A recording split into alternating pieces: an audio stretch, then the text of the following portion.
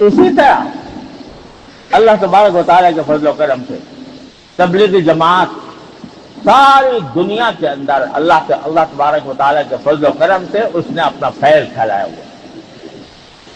اور وہاں کا بھی عالم یہ ہے کہ میں ساری دنیا میں گھوما ہوں، ساری دنیا کی سیریں کی ہیں، لیکن عوام الناس میں جتنا فائدہ اللہ تعالیٰ نے تبلیغی جماعت کے ذریعے عوام الناس کو پہنچایا، کوئی دوسری جماعت اس کا عشر عشیر بھی پیدا نہیں کرتی، 10 کا بھی پیدا نہیں کرتی۔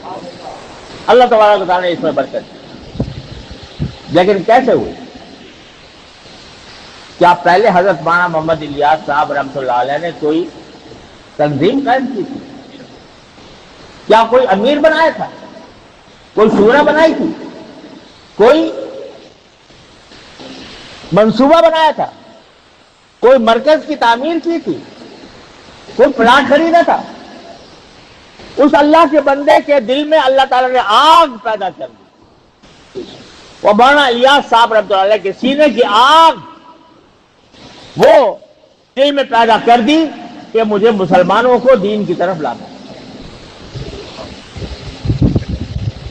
اکیلا آدمی، اس وقت تو اکیلے ہی تھے نا، اکیلے ہی تھے، نہیں تھے، پہلے سے کوئی منصوبہ بنایا تھا، پہلے سے کوئی کمیٹی قائم کی تھی، پہلے سے کوئی رپورٹ بنائی تھی، پہلے سے کوئی بجٹ بنایا تھا؟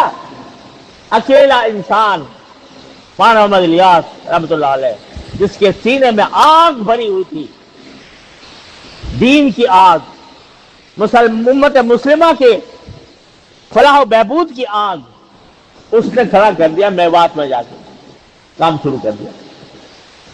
کوئی جماعت بنائے بغیر چند لوگوں کو ساتھ لیا، وہی میں تو تنہا ہی چلا تھا جانب منزل، مگر لوگ کچھ ملتے گئے اور کارواں بنتا گیا۔ اللہ تبارک و تعالیٰ نے ٹھیک ہے، اصل مقصود تو دعوت تھا نا، اصل مقصود اپنی اصلاح تھی، اصل مقصود دین کی طرف جانا تھا، دین کی طرف بلانا تھا۔ اس مقصود کو لے کر کھڑے ہو گئے اس فکر میں کہ پہلے سے کوئی کمیٹی بنائے، پہلے سے مجلس بنائے، پہلے سے مشورہ بنائے، پہلے سے امیر متعین کرے، کچھ بھی نہیں، کام شروع کر دیا۔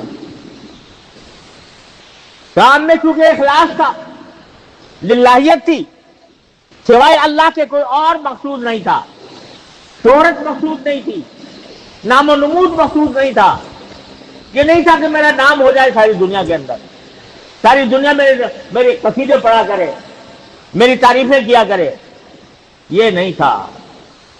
کیا تھا؟ کیا تھا دل میں؟ اللہ کے سامنے میں جا کر جواب دہ ہو سکوں کہ اللہ میں نے اپنے دین کے بچانے کے لیے جو میرے بس میں تھا وہ کر دیا۔ یہ تھا نا مقصود، یا کوئی اور تھا؟ یہ مقصود تھا۔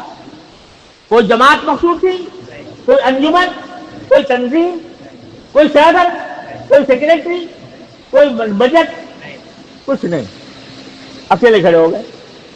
لیکن عملاً ہوتا یہ ہے کہ بعد میں امیر بھی بنا دیا جاتا ہے، تو سیکریٹری بھی ہو جاتے ہیں، شورا بھی بن جاتی ہے، ٹھیک ہے، لیکن وہ مقصود نہیں، یہ تنظیم مقصود نہیں ہے۔ جیسے میں نے آپ کو بتایا کہ صحابہ کرام کو جمع کر لیا رسول کریم صلی اللہ علیہ وسلم نے، کوئی تنظیم قائم نہیں فرمائی۔ دارالعلوم دیوبند شروع ہو گیا استاد شاگرد سے، کوئی باقاعدہ تنظیم نہیں بنی، لیکن بڑھتا چلا گیا، تو مقصود اصلی حاصل ہے۔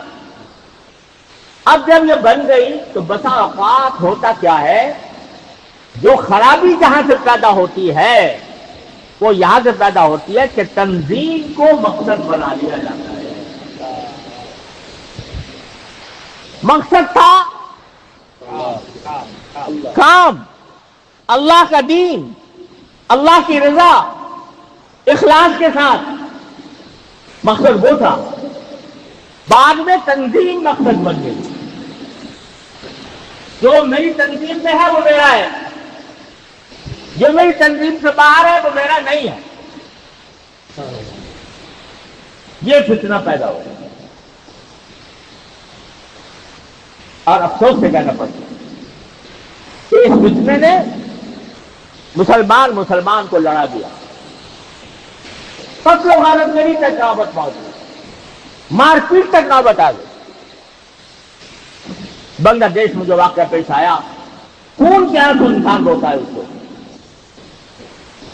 وہ جماعت حضرت مولانا محمد الیاس صاحب رحمۃ اللہ علیہ اگر آج حیات ہوتے تو خون کے آنسو روتے